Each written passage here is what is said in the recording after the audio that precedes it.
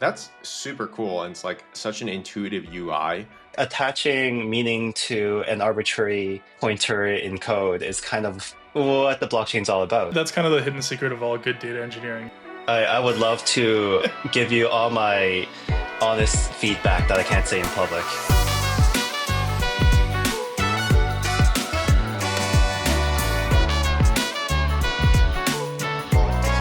Welcome to the Coinbase Developer Podcast, a technical deep dive with top on-chain builders in crypto and beyond.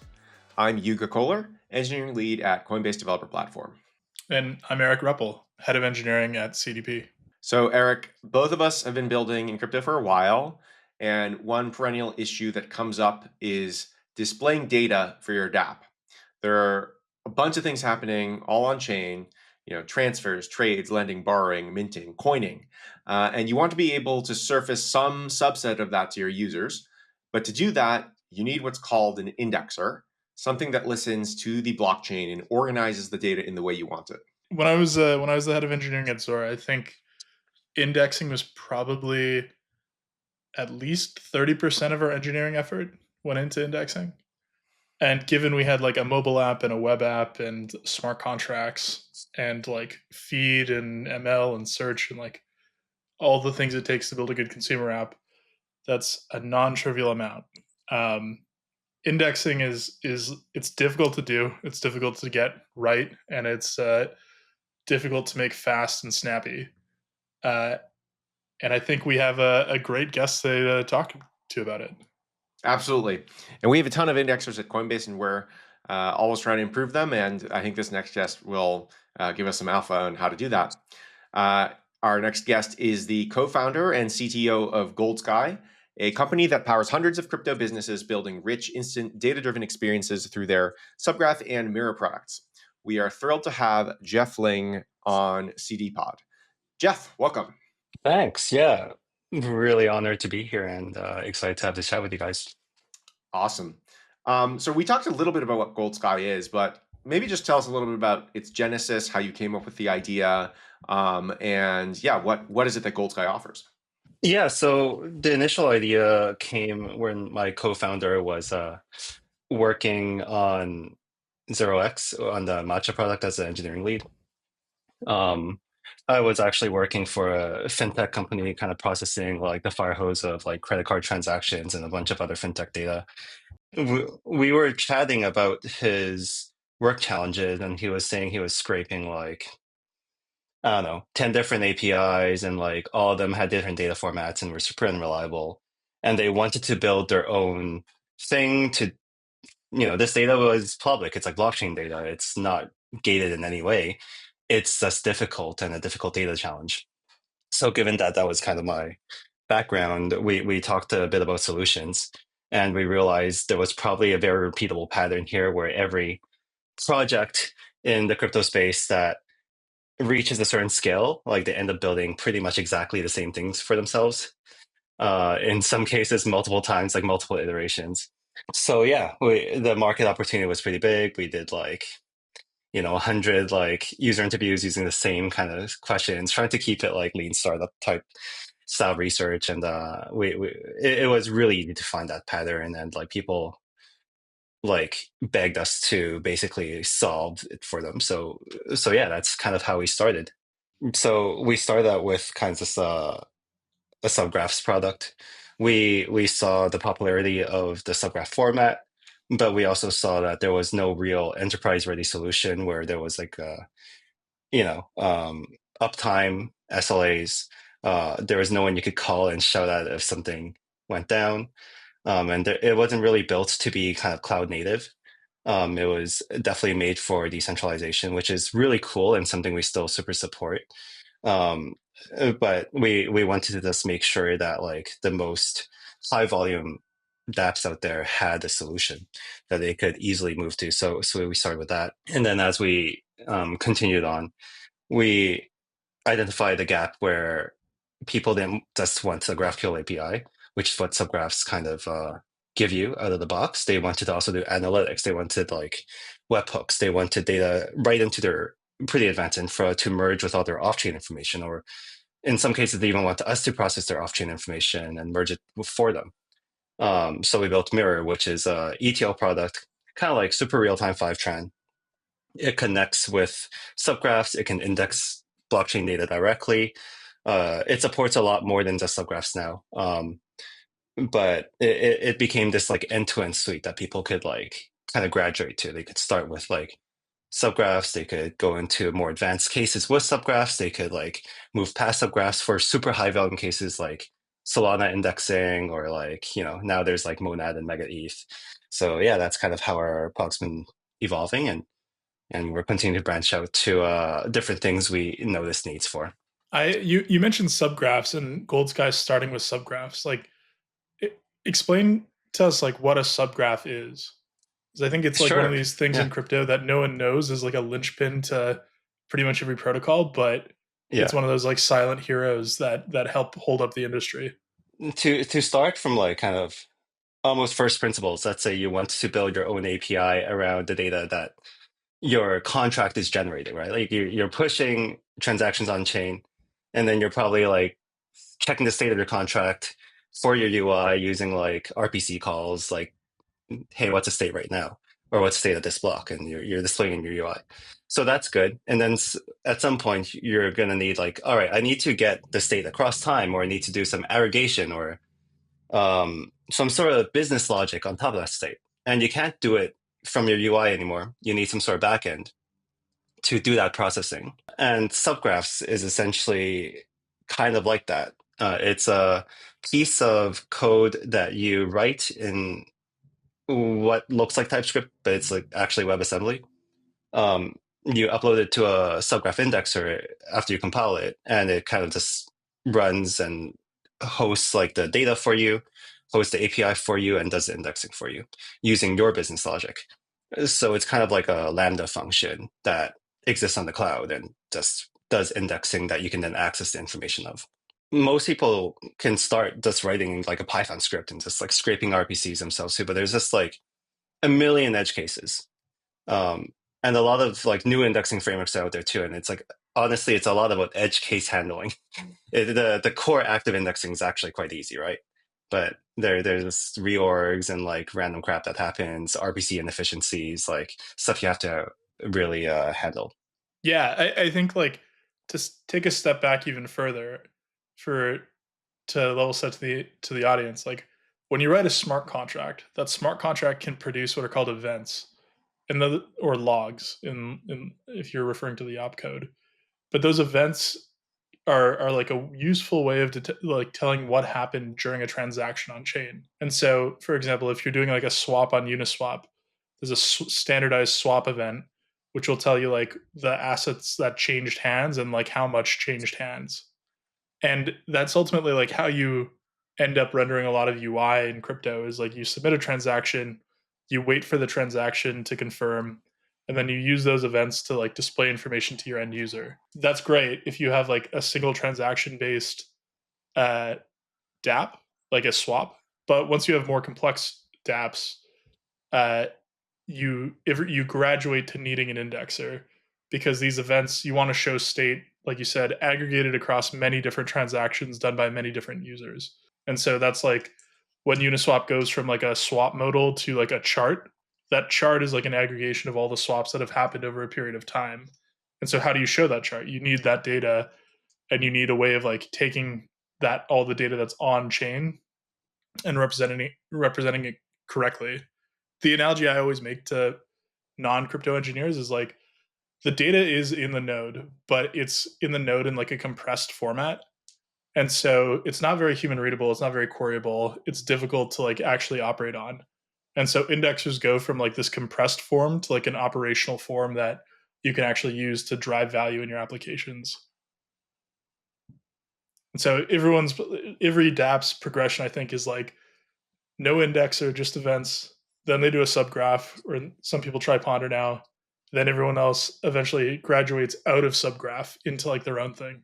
And so that's why Zora ended up writing all their own indexers and why Coinbase writes their own indexers is because you reach a like level of scale and sophistication where subgraphs no longer serve your needs. And so maybe that's like a good point for you to jump in, Jeff, is like what are the like downsides of subgraphs? And when you talk to customers, when do you see them starting to feel the pain of using a subgraph? Yeah, that's first of all super well explained. I think we should take that segment and like stick it into our docs on explaining why you need an indexer. Subgraphs definitely have limitations, and that's kind of why we really focused on building like a suite around and to kind of help you replace subgraphs as well. First of all, with faster chains, subgraphs do a very standard kind of like it would do what you would write if you were building your own indexer. You go and ping RPC nodes like block by block. There's like caching involved, and there's like a lot of speed ups like traditional subgraphs have, and Goldsky has some additional to that as well. But for super fast, super real time use cases, when your data is extremely dense, there's issues when your logic has to run sequentially. So subgraphs are made to be really easy to use and work for the majority of use cases. But if you're, for example, trying to do analytics across an entire chain, or you have a program that needs to track a lot of information, or your program is generating all that information yourself,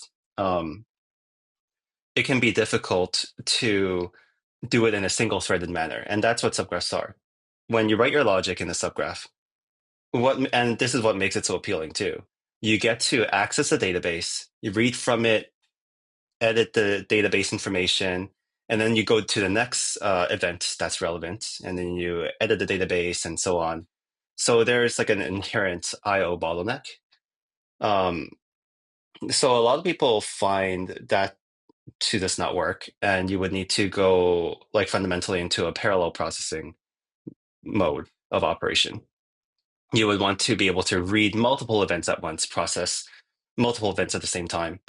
And you're entering kind of like the more traditional challenges of data engineering that like large Web2 companies might face when they're processing IoT data or like financial data, or even if there's just like a super popular site, right?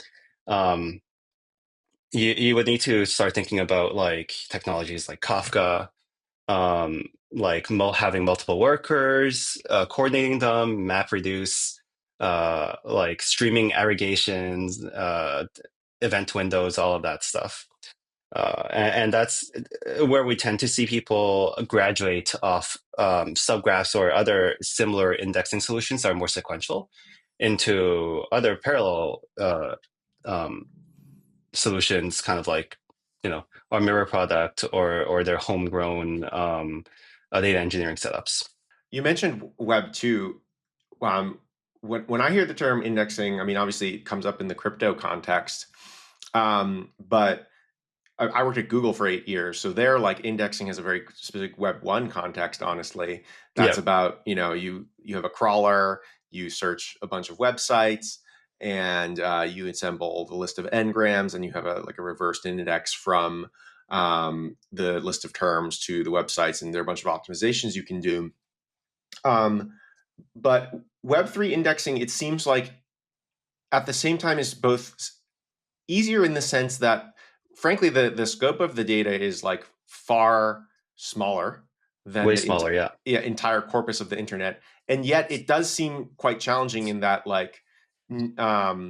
it's hard to get right. So can you just reflect a little bit on like what are the tricky parts, especially for a product like Goldsky that handles so many different networks? What are like the specific challenges of Web3 indexing? Yeah. I mean, honestly, it's the standard like crap in, crap out type of issue. When the source of the data is unreliable, your system has to do extra work if you're trying to sell the output as a reliable product. Even for a very well established chain like Ethereum or Polygon, there are a billion kind of node providers out there. And our systems detect micro inaccuracies all the time. Whether it's simple things like a node is down. Like that's really simple, right? You just try another node. But sometimes like there's like mini reorgs or just like lagging issues with a node.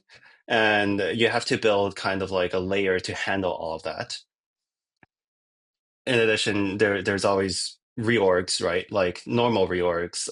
There's still a lot that happen. I know the industry keeps saying like in the future it's going to be a thing of the past, right?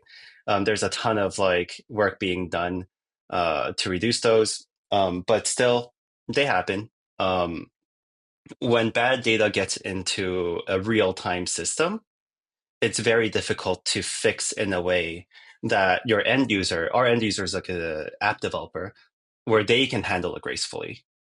So a lot of our work is creating abstractions where necessary, and just like handling all those inaccuracies without abstractions and in the black box to make the end user experience really good. It's easy for like let's say a standard reorg, like, and to define that, a block was reported, and then later when we ping it again, that block apparently never existed. The transactions might have actually gone through, but they're all reordered in like different blocks because of whatever event. So at that point, because we're a real-time system, the user already has data in their database that's inaccurate. So how do we handle that without forcing the user to write a bunch of very specific code? In our case, we use a pretty common kind of like Web2 data streaming technique uh, called like just changelog management, or CDC, or just basically copying what people do when they have to work with mutable data streams, but turn it into an immutable, like unchanging append-only log, which is what a stream that you continuously send would be. We assume that we can't easily just edit all the data downstream because it might be very transformed. So we have to propagate the changes with the right metadata that will cause it to be automatically fixed somehow through upsorting. So that's a lot of what our mirror product is engineered to do. It looks like a simple just data from blockchain warehouse to like your database product, but there's actually a lot of advanced capabilities built in. So we can power like projects like like Polymarket, or actually I think we power some Coinbase projects and some Zora projects as well, even though there are homegrown solutions, I understand. Yeah, I believe the Insto Clearpools product, they're using, it's all Uniswap, right? And so I think they just reused the Uniswap subgraphs for a lot of the data layer there. Yeah. And I believe, yeah, I believe they're hosted on Goldsky. Right, yeah, And that's kind the of like that verifiedpools.com. Super exactly, yeah, cool. verified Yeah. pools. Yeah, and that's the power of subgraphs. Like that is why they're nice, is because they're like a standard thing, and they can be hosted a bunch of places. And so you can just like take the Uniswap subgraph and repurpose them for, something else if you want, or, if you need better requirements of Uniswap subgraph, you can deploy your own dedicated version rather than using their like open version. But your Yeah. point on like keying in crypto data is like really interesting to me. Because I think it's like one of those things that people don't like quite into it.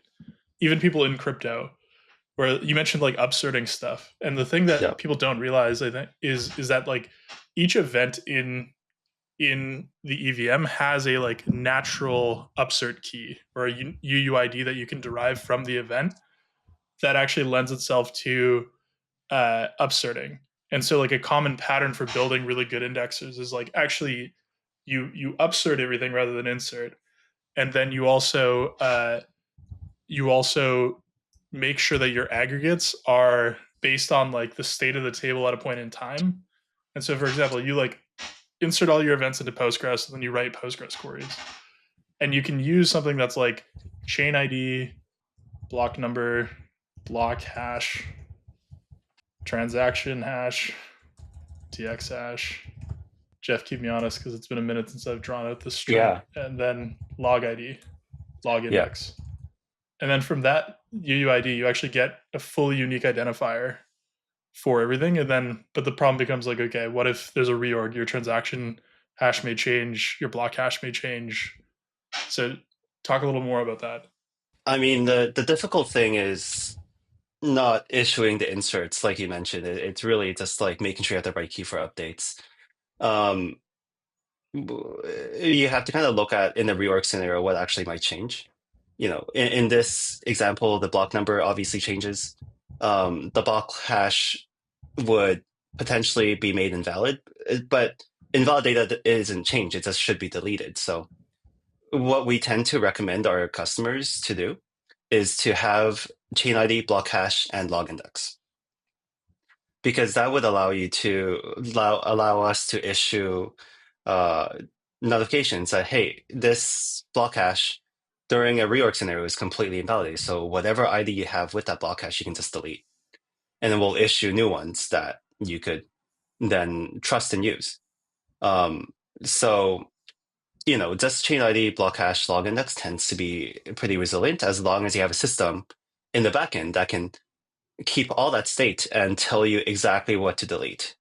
Well, you The need problem with transaction hash too, right? Because other like log index 0 is going to appear in like every transaction. Oh yeah, you're right. So we use you can use the block wide log index. So if it's a first transaction, then it would be like 1, 2, 3, 4, 5 logs. The second transaction, the log index would start from 6, 7, Right, 8. I see what you're saying. So it's a bit easier for the end user to manage. And that's kind of one of those like things we learned through like working with a bunch of different partners with different needs. You have to kind of find the right abstraction that can transfer across all of them. Yeah, and we found like when people need to think about per transaction log indexes, they had a hard time managing their systems. They totally can do it, and it's technically data straight from the chain, and it's more resilient to use, but it's just hard.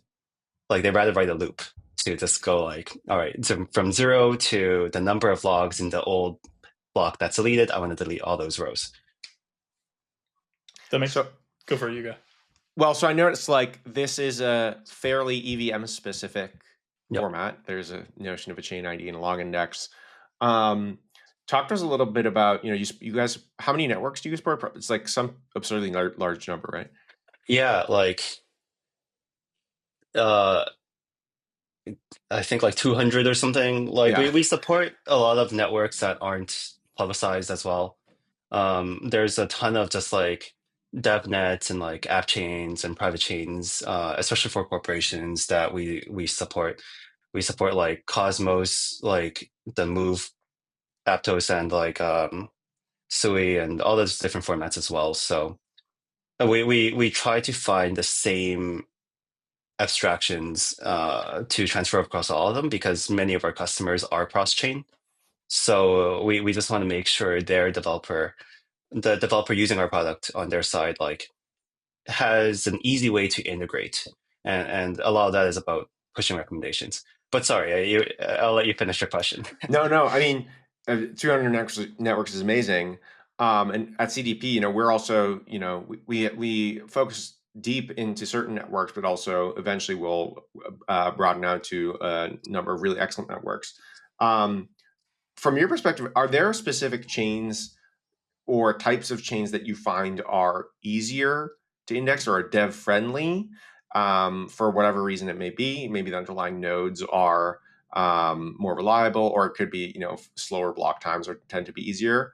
But like, yeah, do you have any preferences, or what's like the best developer experience from an engineer at Goldsky in terms of what's easy or feels good to index? That's a really good question. It's difficult to say, to be honest.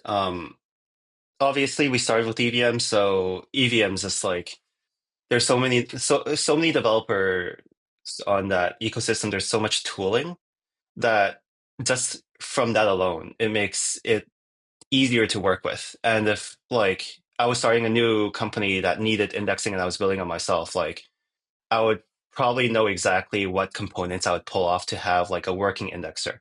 Maybe not as advanced or as resilient as what we built over like years, but it would work, right? Um, I think a lot of chains that have very strong foundations and developer support actually make a very big difference. I mentioned a lot of the difficulty, even with like Ethereum, like mainnet. is just like the sheer amount of third-party providers, a lot of slight inconsistencies between different implementations. Like when you ping, like let's say like a node provider, you don't know what kind of weird caching stuff they're doing, and then when you find a bug, you're like, oh, like this was actually your bug, not my fault. So sometimes like when there's an ecosystem like let's say Arweave, one of our customers, um, they have a very strict way of accessing their data. When a block is out, it pretty much never gets reorged or forked because data is uploaded into this like data chain system. Just to walk it backwards, Arweave is a data chain. It's called the perma web. You can pay money, and server somewhere will keep your info forever. You pay by the gig. It's actually pretty cool and can be used as a metadata store very nicely. It's kind of like an alt to IPFS. That's exactly it. AIO by Arweave is like incredibly cool and something we should talk about at some point. We should talk about that. It is a super cool project, but I don't want to get into it right now. But time for one for another day. So Arweave is good because they have very simple structures, like it's like blocks and then transactions and blocks. They have a very clear, when they were growing and they needed more transactions, they started allowing people to bundle transactions in transactions. So indexing it was literally took me like, a day to implement, another day to test to implement that because the spec was so clear and they had test cases and they even pushed out some like test transactions even before it was launched. So indexers and developers can make sure it worked. And then they pushed out like a node library as a reference. Like that sort of thing makes it really great. That level of like commitment to the developer experience. But yeah, like simple structures, less edge cases, consistent data is generally great. If someone's building an L1 right now and they want to make it easy, like please do that. Yeah. Is this an open invite? Anyone who's trying to do the data and indexing for a new L1 can hit you up on X and ask you please, questions. Yeah, X, just call me. I would love to give you all my honest feedback that I can't say in public for all the chains out there and have you dodge all those potholes, right? I do appreciate when foundations do that. For example, like Monad was incredibly proactive in just reaching out. It's like, hey, what can we build right now that would make it easy for all indexers? And in a way, I'm like kind of worried because a big part of our business is indexing. And it's like, it's too easy, then no one's going to pay us. But, there's always like the downstream of that, like actually integrating an indexer into your app or integrating data into your app is really what we're selling. You mentioned that it took you like a day to add support for Arweave and like a data test. Like, if you don't mind leaking a little bit of alpha, I'm very curious like what your internal infrastructure at Goldsky looks like to like power all these subgraphs and then also to like be able to add support for a new chain that quickly. Honestly, it's a lot of good old fashioned like DevOps work. We did re-engineer a lot of the RPC layers and some of the storage layers for subgraphs. And for mirror, I think it's probably the more novel architecture. We heavily use Flink as the primary. So if you go into like our dashboard and you use our click and drag thing and you make a new pipeline, it's actually a new Flink deployment that spins up. Do you want to show us that? I could, yeah. Given all the random feature flags I have enabled, it's probably just gonna like crash and burn instantly because I was literally trying to reproduce a bug. Just blocks, right? And then like you can have sync, a random webhook I have set up, and then you connect the source, put in URL, and you can kind of start getting all this data pushed into a webhook. Starts from the beginning. You can specify like specific filters as well. Most importantly, you can add like transformations here. And this query actually runs as a Flink SQL query. So you can do all sorts of things, aggregations. Like if you go into docs, you can see a lot of like different UDFs. So functions you can call that can decode logs and traces. You can like make Ethereum calls to get storage data, and a bunch of other stuff like convert to binary for different kind of like storage or like cryptography concerns. Here you can also actually enrich all this data with your um, own REST API service. So you could spin up like a Lambda function or a Cloudflare worker or whatever, and use that as a data processor. And this is like important for enterprise use cases because they don't want to give you their logic, right? So yeah, that's kind of the mirror product. So when you click deploy here and you spin it up, what it actually does is it just spins up a separate set of pods that will run just your workload in a very sandbox fashion. Um, so the data source, we have like a custom hybrid data lake, but all the edge data comes straight from Kafka. So it's incredibly real time. It goes almost as little hops as from like a RPC node to your webhook or your Postgres or whatever. So yeah, that's kind of the mirror product. So the reason we're able to add chains so fast, like usually it doesn't even take an engineer. Like the support team does it. They configure JSON file and they click deploy, and that's kind of it. Is because we did normalize a lot of different chain types. We have a lot of automatic QA checks for the underlying infra that the chain might have.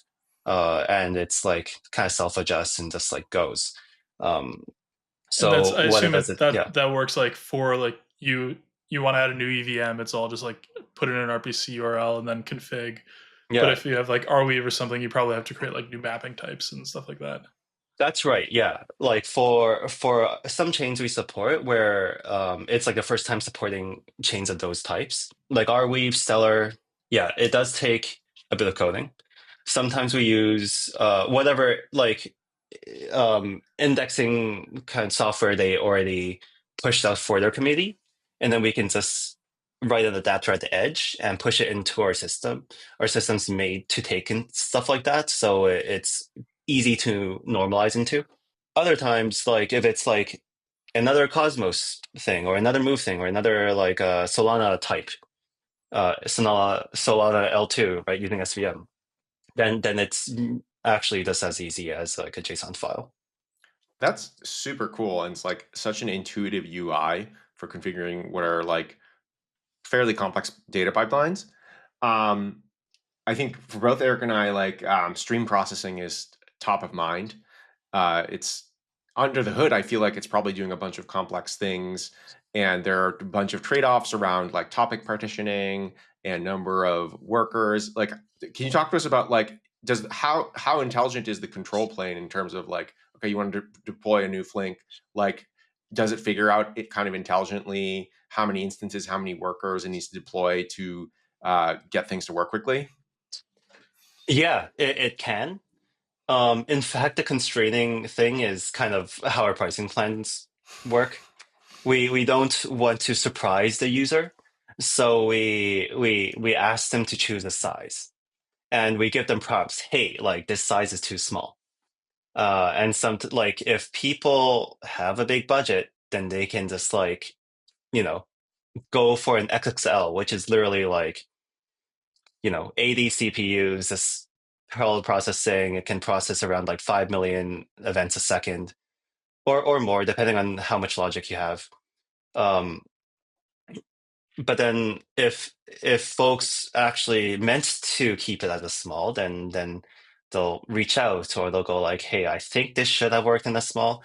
And often we can find ways to help them optimize their pipeline or even find like an optimization on our platform side to make things more efficient. Yeah, in terms of the data engineering though, like the data storage, topic partitioning size, that's an interesting point. It's kind of like a pretty complex like multivariate equation. We we try to make it easy for a support team by just giving them like, is this a small chain or a large chain? And then there's a decision tree And that happens in the creation phase, where we go like, well, if this is like going to this type of infra, if it's this type of data, if it's this type of chain, then you tend not to need that many partitions to encourage better compaction and compression. So this is straight just like grind at some points. Less smart and more grind is what I would say. That's kind of the hidden secret of all good data engineering is like there's no one like kill shot solve all your problems. It's just grinding out a million little optimizations. Yeah. To like up level and describe it, like what we're talking about here is that when you're using a streaming data platform like Kafka is oriented into like logical topics, and you might have like a blocks topic or a transactions topic or like an events topic, or you might just throw everything into one topic and then kind of fan out off of like a main root topic into like more useful topics that are less noisy. And each one of those topics you need to make decisions about, because Kafka is distributed. You need to partition that topic into multiple places. You need to tell Kafka how to split that topic across different computers in the cluster. Then you have Yep. this whole other like dimension that we haven't talked about yet of like offset groups and Yeah. consumer groups. Where like I'm assuming like for every single new Flink job that you have, I think Flink does a pretty good job of managing its own consumer groups, but you need to decide like where in the topic do you start, because Kafka can have like any amount of configurable uh like retention on the topic. And so you can be like, Kafka, store all of the history of this chain in its entirety, and then when you spin up a backfill, you just give it like consumer offset 0, and it'll literally process the entire topic and bring you up to speed. But that's not always the most efficient way, because batching is going to be more efficient for backfills and indexers than replaying an entire topic. But there's the intersection of data engineering and crypto is like very near and dear to my heart, and given my background's data and crypto, and there's a million little things around here. Yeah, What do you, it's interesting you mentioned like batching versus stream. That's actually a difficult decision we made um, in the beginning with the Mirror platform. We just didn't want, or the persona that we're trying to build for is like a node developer, smart contract developer. They don't care about any of this stuff. They don't even know what batching versus streaming is, right? They just want to write SQL that filters out and decodes their contract and then go. So we made it kind of like a difficult and like well debated choice to not do batching at all. So we only wanted to portray like a streaming interface to our users because that's the part that's hard, the super real time stuff. Like if you want historical data, you can go and fetch it from like BigQuery or Dune or whatever. Of course, we still allow you to scan through the whole topic, so scan through the whole chain. So it's like, a pipeline's pretty fast. Like a small can do like 30 rows per second. It's super cheap. It fits into free tier, right? And we only charge you on the data that's relevant to you. So we had to engineer ways to reduce costs on our side, because there's data transfer costs from like the Kafka to the pipeline. And if you're hitting the whole chain, let's say for Solana, that's like a petabyte. Um, so how do we make that efficient? And then separately, how do we actually make it fast? So nowadays we actually have like a thing we call fast scan. It's literally just like faster scanning, where if you go on base and you say, I want like all base NS transfers or ownership changes, it'll like from the very first second start only returning relevant information to you in a streaming fashion. So there's a bunch of actual batching work that happens in the back end, but from the pipeline and from the user perspective, it's a streaming interface all the way. So there's no kind of like, I got to do the backfill and I got to do the front fill. Like there's none of that anymore. But those are the sort of things that make it hard to kind of reduce the need for data engineers. Like if I had the perfect world, like no crypto company would need to hire any data engineer or think about data as a real problem. They could just focus on building their, like going in further, like they don't even have to think about building the back end, just their front end, make it look good, focus on marketing, focus on their smart contract code, focus on their audits, right? That's kind of the long-term goal we have. I was actually on the like batching streaming thing. I was actually in a meeting literally this morning Yeah, talking to like some of the data engineers at CDP, and I was saying that the like streaming data is the only place streaming data on blockchains is the only place of engineering that I'm aware of where you run into Zeno's paradox. Where Zeno's paradox is the idea that like if you have a distance to traverse, like let's say I'm trying to like walk to the end of my room and back, and I like make the increment that I'm going to travel half the distance, and so I travel the distance once and I get halfway to the wall, then I travel half again and I get like three quarters to the wall. And Zeno's paradox is that you will like if you make that the case, you will never actually reach the wall yeah, because like you'll just infinitely approach the wall. And that you actually have this with crypto data because the blockchain moves out from under you. And so you say yeah, like, okay, I'm starting my backfill. Block is 100. yeah, And then you backfill up to 100. And then you're like, okay, great. Since I have started my backfill, 50 blocks have gone by. And now we're actually at 150. And so now I must like backfill up to 150, or some people call it front filling. And yeah, then you do that and you're like, wait, it's like 180 now. And you just kind of like continuously approximate where the tip of chain is. And that actually becomes really difficult to like create robust logic that handles that passover between batch and stream effectively. And so that's how you end up with like actually the easiest thing in a lot of ways is just dump everything into a topic, keep it forever, and exactly. then process the topic. Yeah. I like having a super brute force method to engineering, and then because it leads to the most ideal interface, usually the easiest interface, and then you can figure out the hard parts behind the scenes, right? And that's kind of what Goldsky is. It's like the hard part figured out kind of persona. But even internally, that's how we built it, right? If we make the edge streaming fast enough, like we don't have the fast scan feature enabled for all chains because typically, like if for a smaller chain or a chain that's starting out, or even a chain that just like isn't as big as like Base or Ethereum, um, we try to make sure our edge indexing is fast enough that it can actually scan through within like an hour for an entire chain. Like usually for all blocks, it would be like under 10 minutes, even for a smallish pipeline. But then for sorry, am I still? Can you still hear me? Because everyone trusts. Okay, yeah, but for like traces, and of course, it might take an hour or so. But really, the front filling problem is solved if your streaming solution is fast enough. Is what I'm trying to say. And if your backfill is fast, then the tip of the chain didn't actually move that far, and your front fill is fast. The user will only have like an extra 10 seconds that they feel in latency, usually under 5. So that's kind of the trade-off. We can even before the backfill, we can actually take like a snapshot of like where the chain tip is and just use that chain tip. But our actual solution does like take into account the moving chain tip because like we got a bit fancy with it. Um, if I could take that time back, I would, but we did it. So It's kind of like there's like a it's sort of like the dichotomy between discrete math of like a half plus a fourth plus an eighth, etc., yeah, versus continuous math of it's actually 20 miles per hour is just faster than 10 miles per hour. So eventually you'll just exactly. exceed it. Um, Yeah, Super fascinating. As we approach the end of the conversation, there are a few questions we love to ask the builders we have on. So I'm going to throw a few at you and would love to hear your thoughts on them. First question is, what are you most bullish about or excited about in crypto, generally speaking? Could be what you're doing at Goldsky or anything else.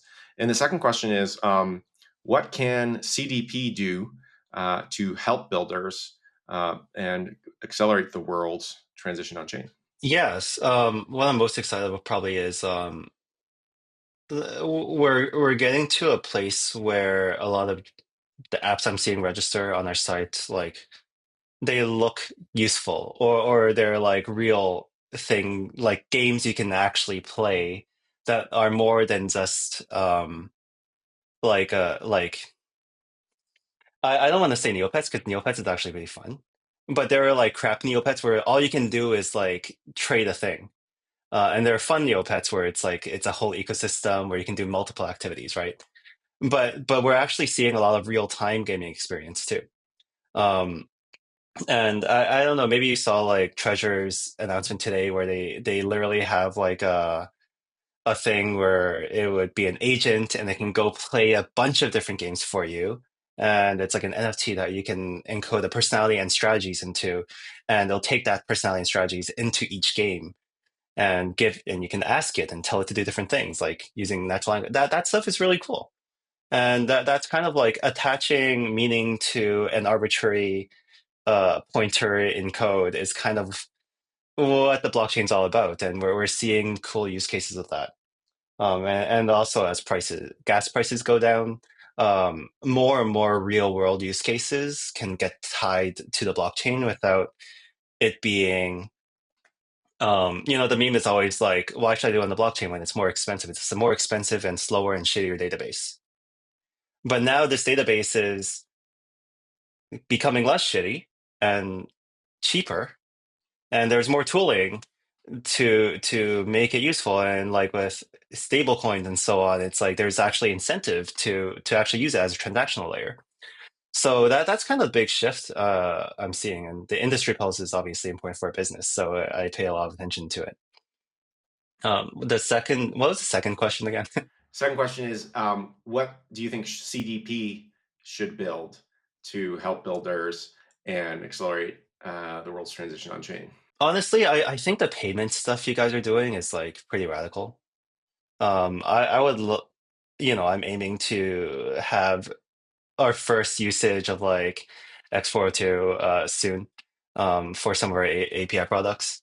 Like there is, I was using another API product and we had to renew credits, and they charged me like a 20% fee for using credit cards because it was like a cross border or whatever. It's just crazy, and it made no sense. And the fact that I have to register and make an account and do all that stuff also still makes no sense still. And yeah, so I honestly think like better payment gateways, better integration will lead to more blockchain use cases, which would hopefully lead to more customers for us. So that's the best way you can help me personally. Yeah, this is I think this episode's dropping after we announce X402. So, but I think this is the Perfect, first yeah. time that someone's mentioned it on the pod. But we'll probably have like an episode on that at some point. Yeah. We've been I'll talk to you offline about this, but we've been pretty excited about it and like following it really closely. Awesome. Well, let me know if I can help in any way. I'd love Yeah. to have you as a launch demo on May 6th. Yeah. We did try to connect the Slack room, but I think it timed out, so I'm going to try again. There's something with that. There's well, we can talk about this later. I get it. Yeah, I get it. Awesome. Well, this has been amazing. Got a lot of great alpha into how great indexers are built. Anything you want to plug, or a Twitter or new launch that you want to plug before we sign off, Jeff? Honestly, I mean, check out our indexing solution if you're a builder. Generous free tier, etc. Our new UI launched, which I showed off briefly here, and it's pretty sick. People seem to like it. If you find bugs, it's still in beta, but it's pretty good. It does work in prod. And there's also YAML files you can fall back on. We are launching, actually we launched today. Oh, I should have mentioned this from the get-go. We launched a hosted Postgres product. So you no longer have to bring your own database. You can just click a button, we'll provision a database for you, and you can immediately start putting all your data in there. So yeah, check that out too. Awesome. Exciting stuff. Thank you so much, Jeff. Lead the world's transition on chain by building with Coinbase Developer Platform. Visit us at cdp.coinbase.com. Follow us on X at Coinbase Dev, and be sure to leave us a review on your favorite podcast app.